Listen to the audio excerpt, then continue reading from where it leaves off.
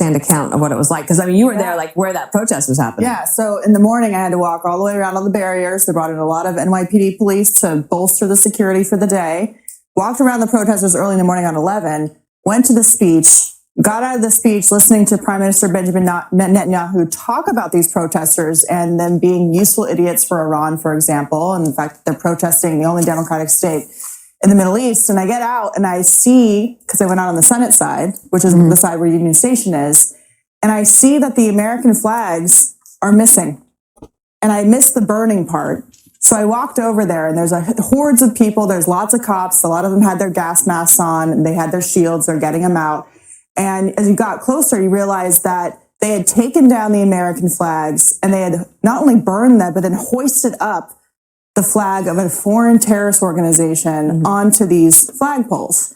In addition to that, you had all of this graffiti everywhere on the monument there, on the Freedom Bell saying Hamas is coming, F America, lots of expletives everywhere, people covering their faces, yelling at people who were filming them, even though I thought the whole point of a protest was to get attention, intimidating the police, fighting with police. The police were clearly outnumbered. They did a good job of keeping people out of the actual Union Station building so they couldn't damage that. But the entire place was completely destroyed. And so, you know, this was what it wasn't peaceful to me. I didn't see any peaceful protesting. I only saw a lot of violence and a lot of fighting with police and exactly what the Prime Minister inside that speech was talking about. The DC police. Yeah. It was horrendous. It was a protest. Well, it was sort of, but it was more of a protest that never intended to try and not be violent. Lots of police injuries. Only 29 policemen available to manage that many people. It was a disgrace. It was a disgrace to America. And people openly calling for Hamas to come and kill Americans. And actually hoisting the American and the Palestinian flags up. You know, back in the days when we were worried about Islamist terror rather than having to deal with it every day, you know, these people, a person doing that would be shot. They put an Al-Qaeda flag instead of an American one. But now, no, they can't even be punished, apparently, because their rights are too precious. Well, they are too precious. And they made an absolute disgrace to themselves. There's no excusing it whatsoever. This union put out this statement, Greg, that if you've ever wondered what the impact has been of the defund movement, the last few days are a glaring example. Dealing with rampant crime on top of civil disturbance when the police department is short over 500 cops is unmanageable. Time to repeal the misguided police reform bill. That's in D.C., and of course we've covered that as well. Just to add, Camilla's well involved in behind that bill. So she did it in California. Yeah, it didn't work. It was a disaster. She's trying that on the world. Because you shouldn't franchise a restaurant that's not successful.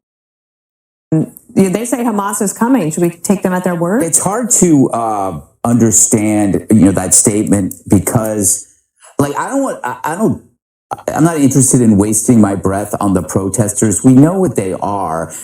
And I can understand the Democrats saying this is not who we are, but it is a bigger problem about our declining will in enforcing civil order. So, unlawful conduct isn't speech, so why isn't it prosecuted? You can burn a flag, but you can't burn somebody else's flag, especially without consent.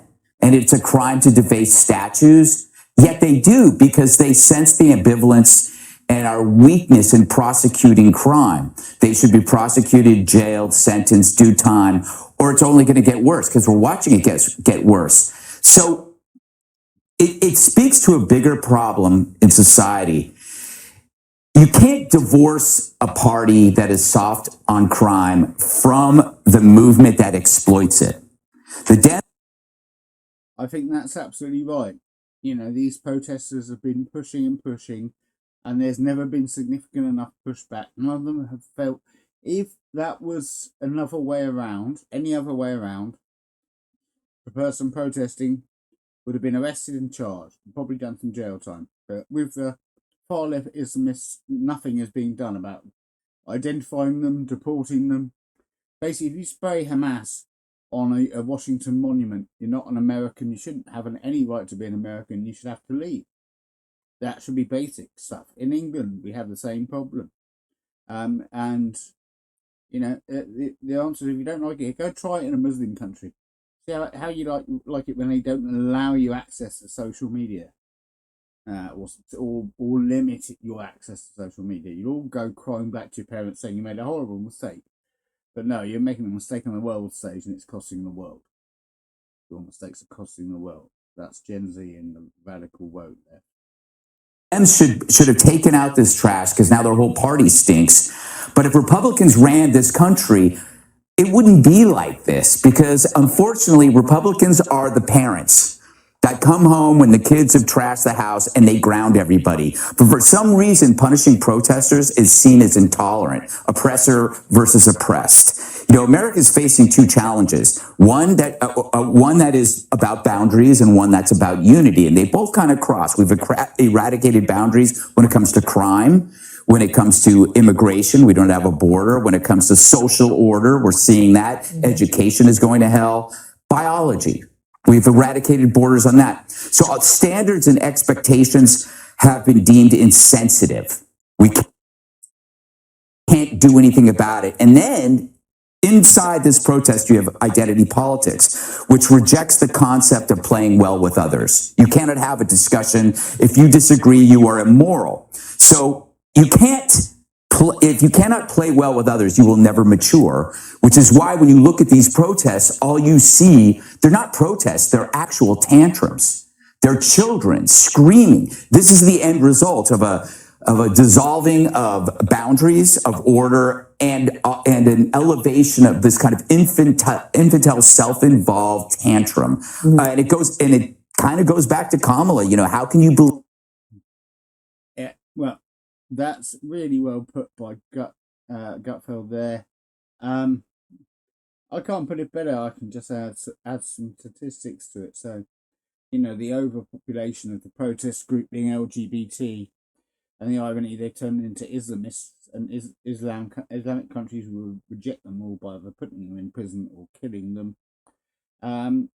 You know, what they did was call on a terrorist network to kill America. And they're all fine with being not about pro-Palestine. Now they're just pro-Hamas protesters. And they came out like thugs and they ruined everybody's day.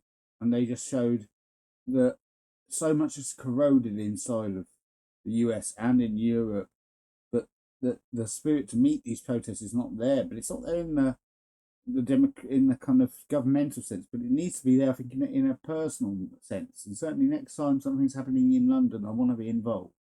So, you know, these people have taken the mickey out of life by just creating other realities that they feel that they can stay in, even if you disagree with them, you're oppressed. So that's their motto. They're the most tolerant people in the world, and as long as you agree with them, if not, you're a mess. So, yeah, I think I'll leave it there. That's good stuff from Greg, and we'll catch up soon. You be lucky, I'll be good, and I will see you on the other side.